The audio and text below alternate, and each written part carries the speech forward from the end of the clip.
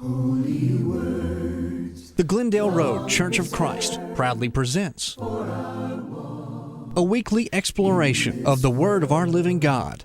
This is It Is Written with Minister John Dale.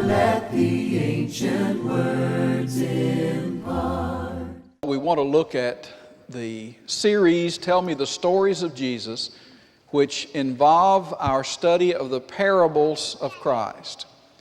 A parable is a comparison story, literally a story laid down beside an issue or an episode that will help us see from the comparison story how to make and draw lessons from the actual event. And so Jesus said, let me give you this example. Let me give you this story to help make the point. And the point is what we're looking for, but the story helps to illustrate that and to give us a comparison basis on which to see it.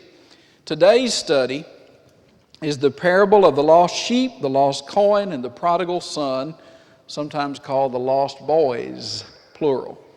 And we'll notice why that would be said. And the reading this morning is from Luke 15. I'll only read the first 10 verses, which will cover two parables, and then the other one is more familiar, and we'll be looking at it in some more detail later on. But Luke chapter 15, beginning in verse 1 and going through verse 10. Then all the tax collectors and sinners drew near to him to hear him. And the Pharisees and scribes murmured, saying, This man receives sinners and eats with them. So he spoke this parable to them, saying, What man of you, having 100 sheep, if he loses one of them, does not leave the 99 in the wilderness and go after the one which is lost until he finds it? And when he has found it, he lays it on his shoulders, rejoicing. And when he comes home, he calls together his friends and neighbors, saying to them, Rejoice with me, for I have found my sheep which was lost. I say to you that likewise there is more joy, or there will be more joy in heaven over one sinner who repents than over 99 just persons who need no repentance. Or what woman having 10 silver coins, if she loses one coin, does not light a lamp, sweep the house, and seek diligently until she finds it? And when she has found it, she calls her friends and neighbors together, saying, Rejoice with me, for I have found the piece which I lost. Likewise, I say to you, there is joy in the presence of the angels of God over one sinner who repents. By way of introduction, we need to see that the original audience would be indignant scribes and Pharisees, not interested in the kingdom, but angered when they saw Jesus welcome the moral outcasts of Jewish society.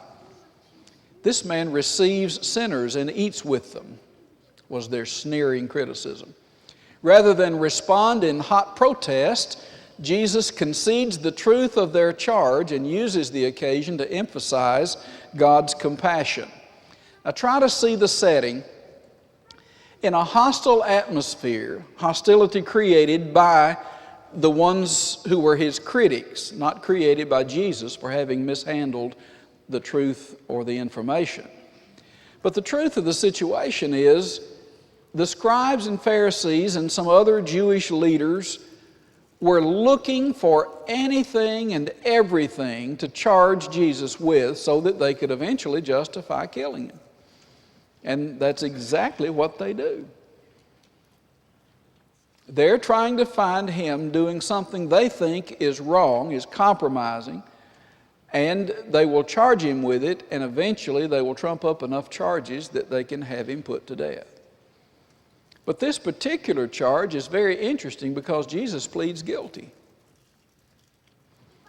He is accused of spending time eating with the tax collectors and sinners, the outcasts of Jewish society. And Jesus is guilty as charged. He's spending time with them. He's eating with them. And as you look at that and try to see how it fits in, Jesus is not bidding Godspeed to the sin in their lives.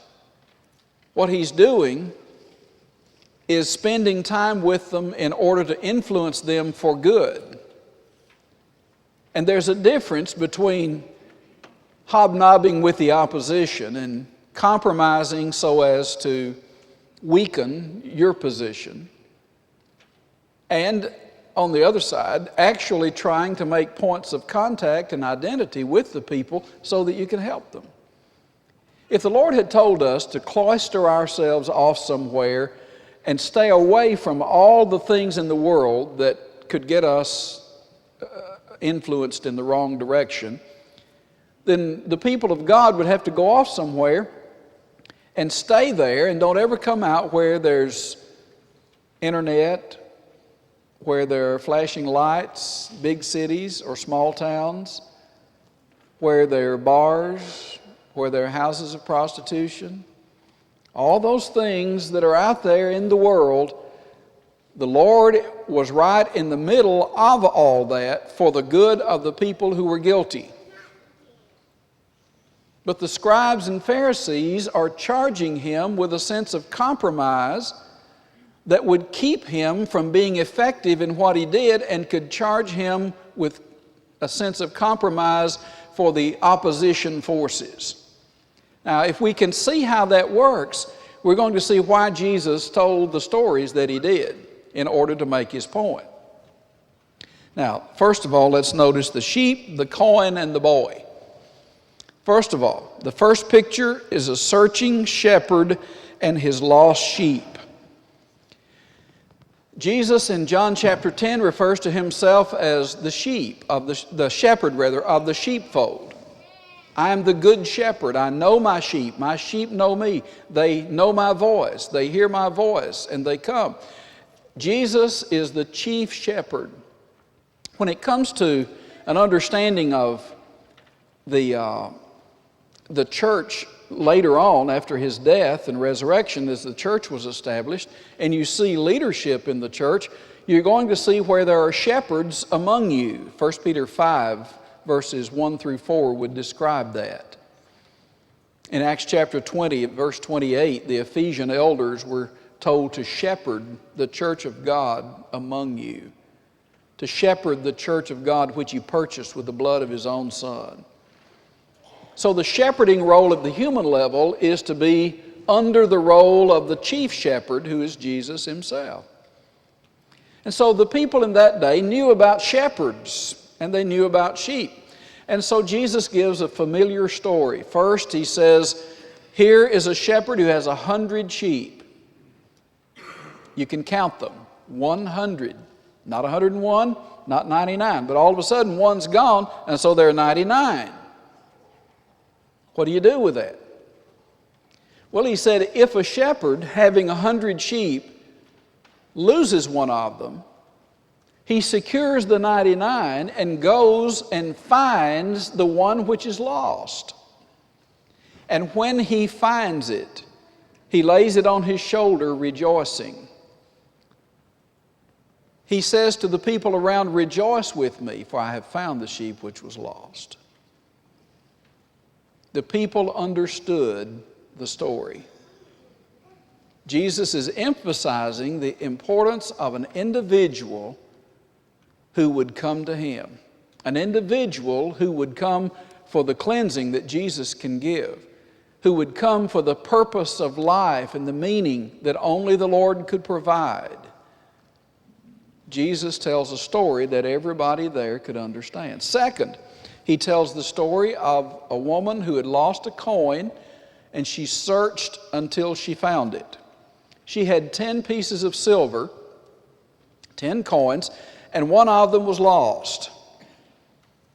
Now we'll talk in a few minutes about how things get lost. But this woman lost the coin. I won't ask you to raise your hand if you've lost anything in your lifetime and know the sense of frustration. At any given time, you can ask me for a key to my office, and I'll give you one of the 3 keys that I have on me at all times. I have one in my billfold, and I have one in each front pocket.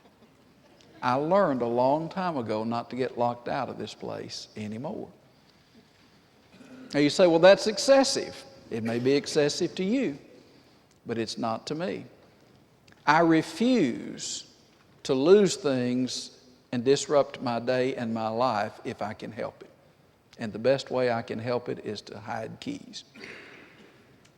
Several years ago, when we lived out on Wistful Road, we kept a key to our house on a hook inside the dog house. Now, if you're foolish enough to stick your hand in that dog house, then you can have a key to our house. We don't have a dog anymore. We don't have a dog house anymore, and so we hide our key somewhere else. Wouldn't you love to know where?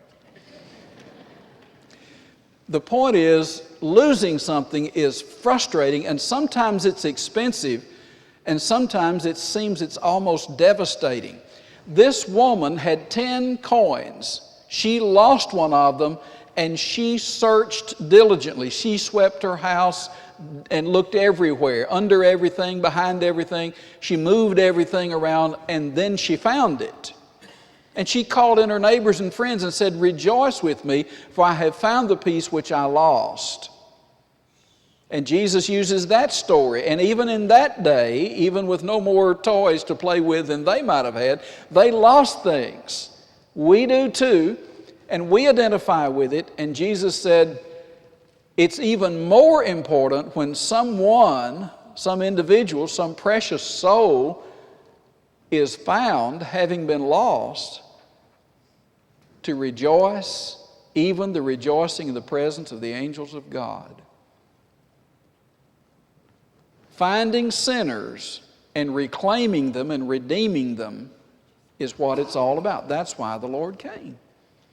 And so when He's doing what He came to do, why would the people who had studied the law, who knew all about the prophecies concerning the Messiah who would come, why would they miss that? And why would they criticize Him for doing what He came to do?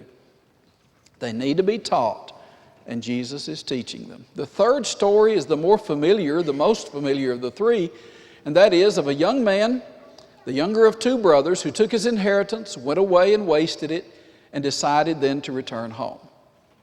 Here's the boy who's receiving his inheritance early. He moves away. We don't know where he went, but he went to a far country, way away from home, probably thinking, I need to go where my family won't hear the stories about me. And no more communication than they had in those days. That would be understandable to all the people who heard Jesus give the parable. And so the boy takes his substance, he takes his inheritance, and he leaves home. He wastes it. It doesn't tell us exactly how he did it, but you can let your mind wander. The older brother let his mind wander about it, and he was pretty sure he knew how he wasted it. Ira North said he knew a man one time who was penitent over having wasted his 99% of his money on wine, women, and song, and he said he enjoyed using the other 1% for something good. What a shame. Let's not waste the substance that God has given us. Let's be sure that we understand that we are responsible as stewards for the things that God has entrusted to our care. But this young man went away from home and wasted it. Don't know how long it took him, and don't know all about his fair weather friends. We surmise that the people enjoyed having him for a friend because he can buy the liquor. He can pay the tickets to get into places that would be an awful lot of fun. And that's what he's chosen to do. So he uses it up. He wastes his substance in riotous living. Riotous, not righteous. Riotous. And then when he's run out of money and he's run out of friends and there's nothing much left for him, he has to take a job feeding the pigs. Jesus is speaking to Jewish people, scribes and Pharisees, who are criticizing him. And so he continues his story with more analogy now and says the boy had to find a job somewhere because he was starving. In fact, he would have eaten along with the pigs. When he fed the pigs, he would take some of the same food, the pods or the corn or whatever it was, and he fain would fill his belly with the husks that the swine did eat, and no one ministered unto him. Where are all his friends? They've gone on to somebody else who has money.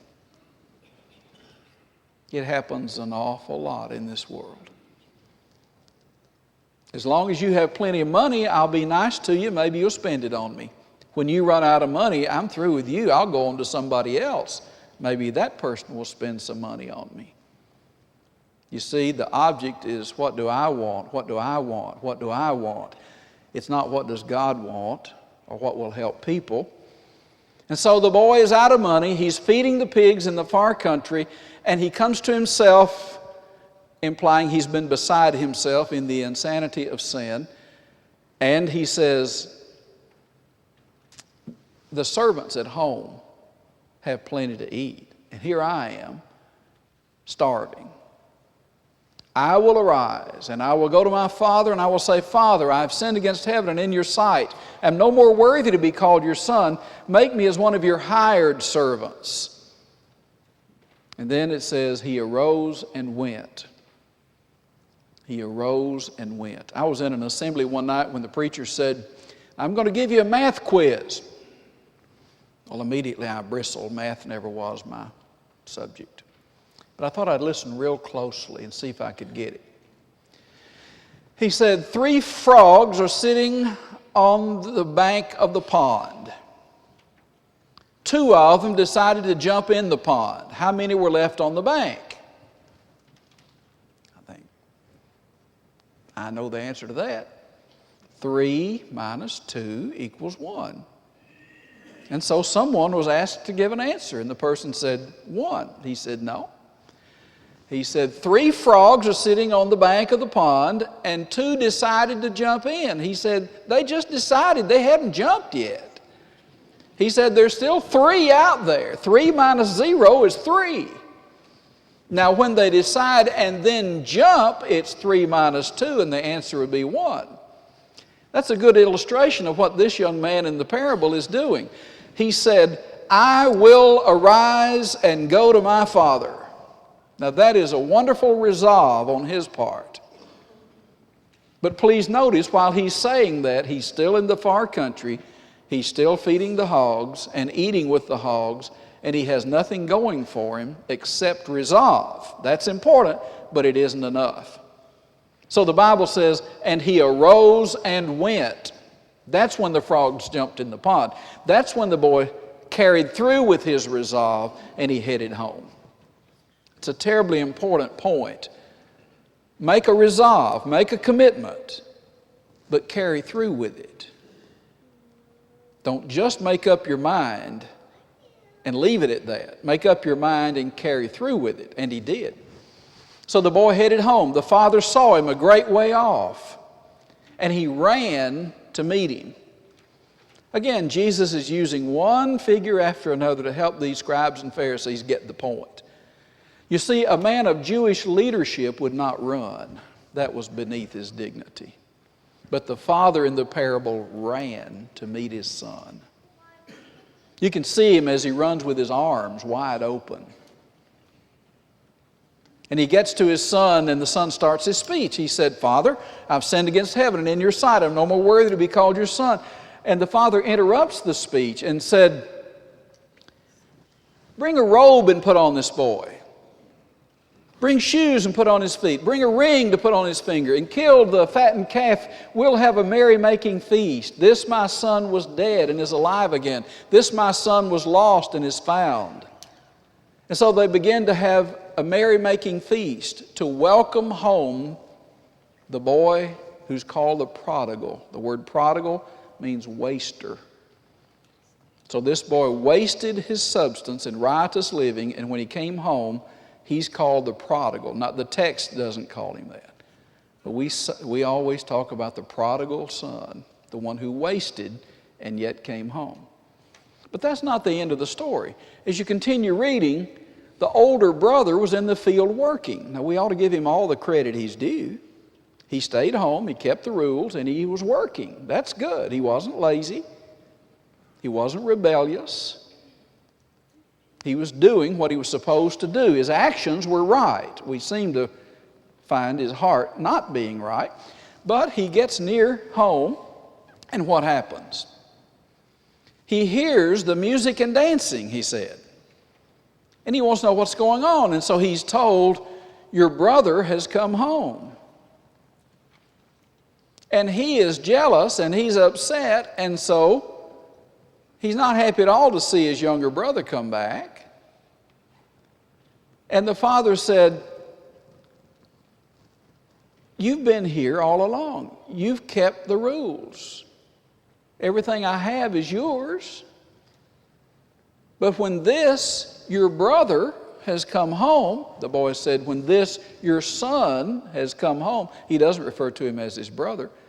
But the father says it's right that we should be merry and be glad because this my son was lost and is now found. This my son was blind and can now see. This my son was dead and is now alive. Any analogy you want to make. Whatever was wrong and negative in his life is now cleared up and cleaned up, and he's home. He's home. It's right for us to rejoice. If you notice the rejoicing in all three of these parables, in verse 6 you read where the shepherd rejoiced when he found the sheep which was lost. Verse 9, the woman rejoiced when she found the coin which she had lost. Verse 32, there was a merry-making feast, and it was right, and it was sensible, it was in order that they rejoice when the boy had come home. Now to close the story, to go through verse 32, what we have in Luke 15 is the elder brother acting in a childish way, an unforgiving way, and I'm convinced that's one of the key reasons Jesus even told these stories, is so the scribes and Pharisees, mentioned in verses 1 and 2, would get the purpose of the stories, and that is stop acting like the spoiled older brother. You're legalistic. You're out of order. Your heart is not right. You don't forgive. And even though you have kept the rules, you have followed rule after rule after rule after rule, you're so good at rule keeping that you miss the entire point of rule keeping.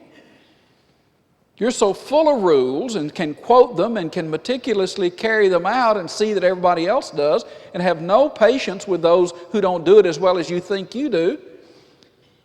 And Jesus now is dealing with the Pharisees and the scribes who knew the law, could quote the law, could argue the law, could debate anybody on the law, and they thought they won every time, and they missed the point of the law.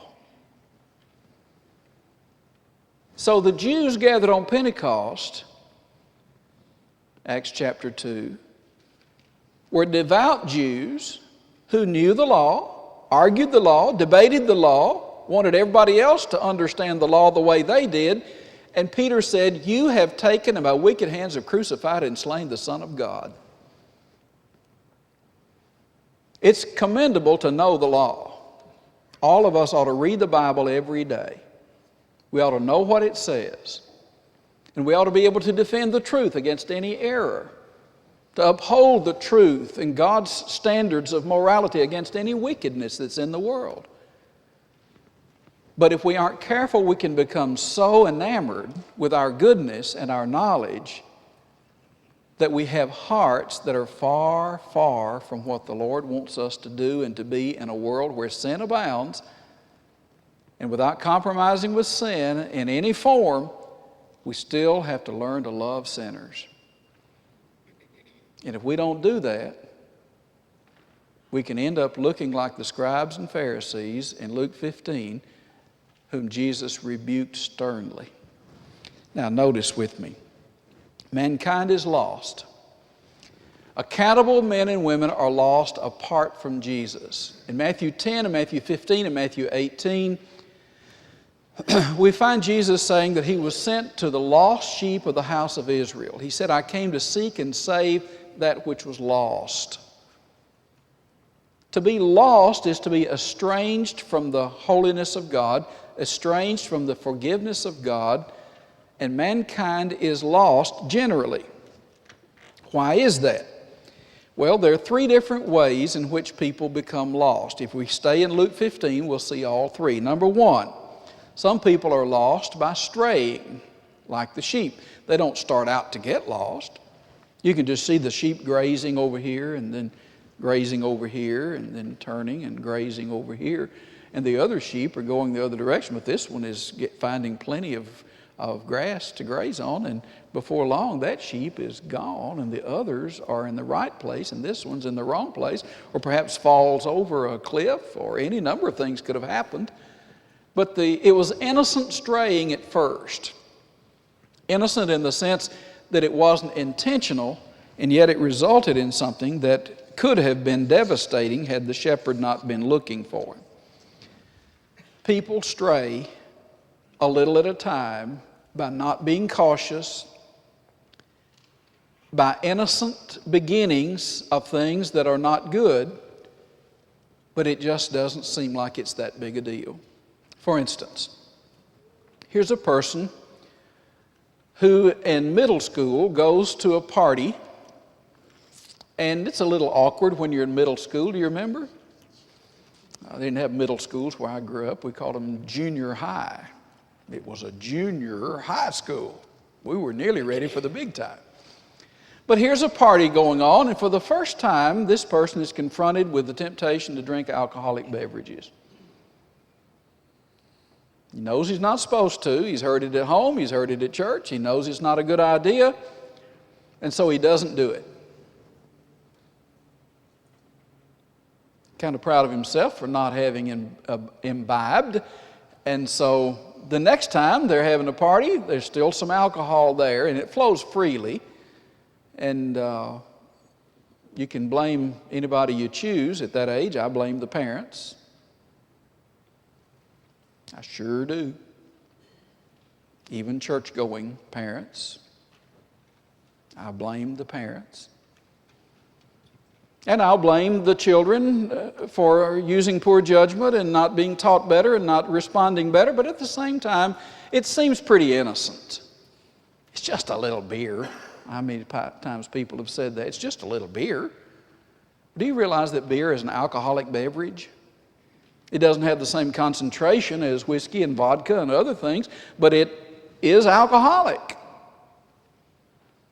And that's one reason you can't buy it legally in this state, and I trust in other states, until you're 21 years old. You can vote, you can elect presidents, you can elect mayors and governors, and you can do everything at 18 except buy alcoholic beverages. But here you are at 13, 11,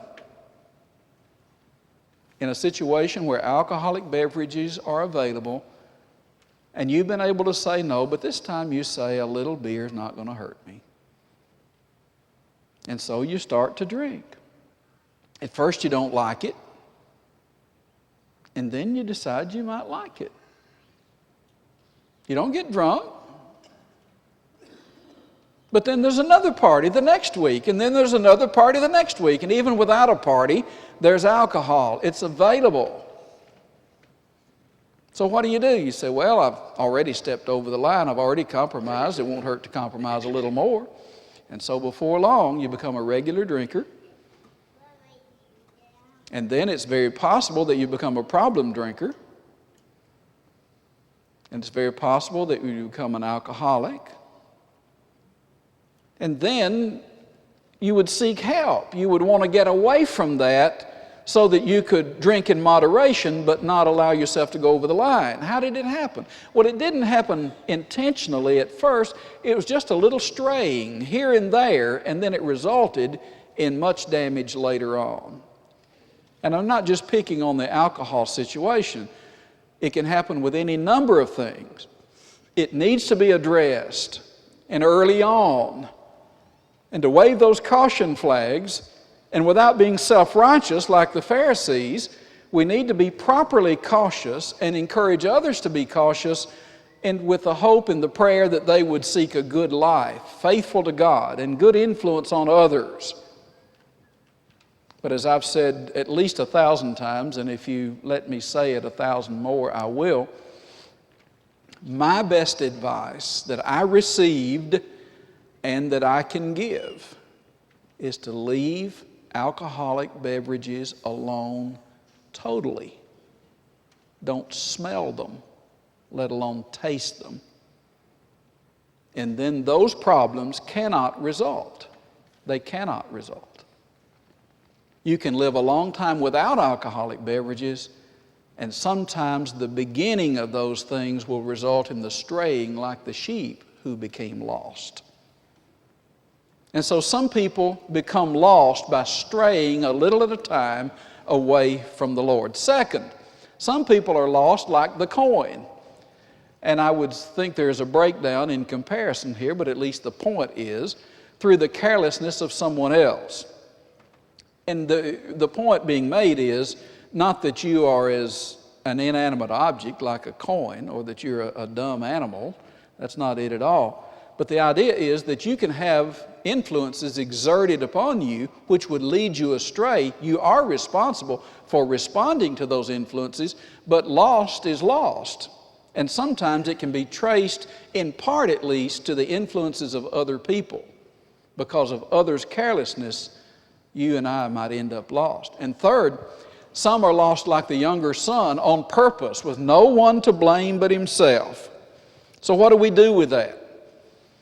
Okay, God's attitude toward the lost.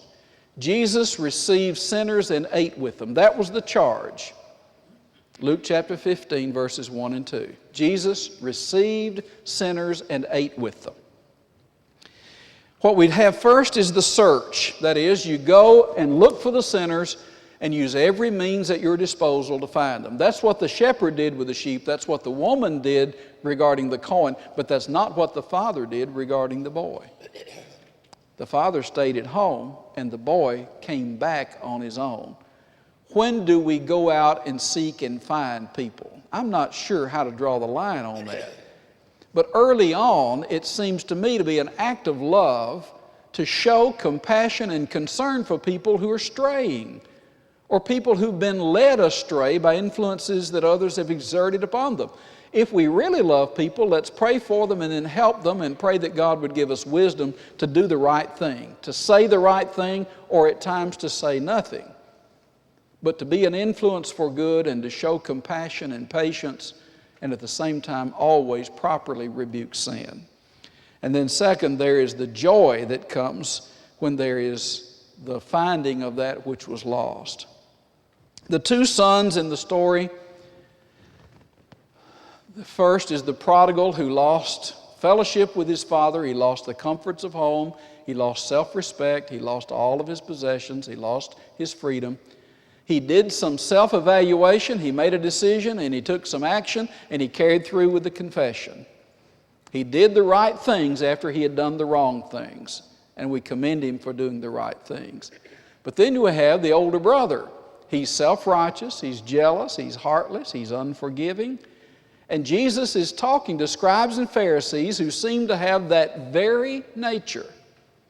It should not happen, but it did happen, and he's teaching them a valuable lesson.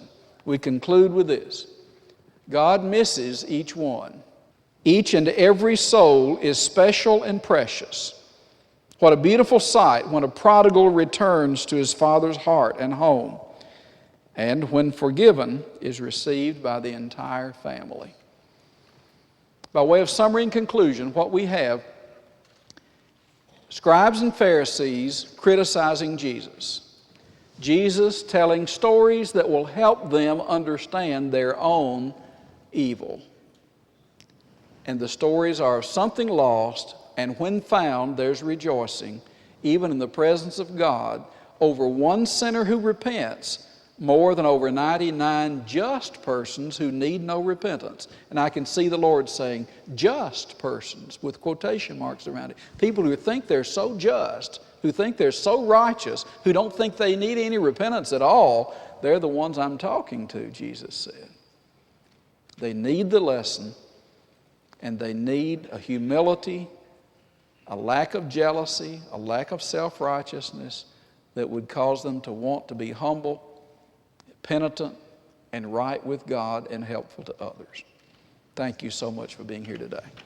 This has been It Is Written, a weekly exploration of the Word of our living God with John Dale, minister of the Glendale Road Church of Christ. please visit us online at glendaleroadchurch.org.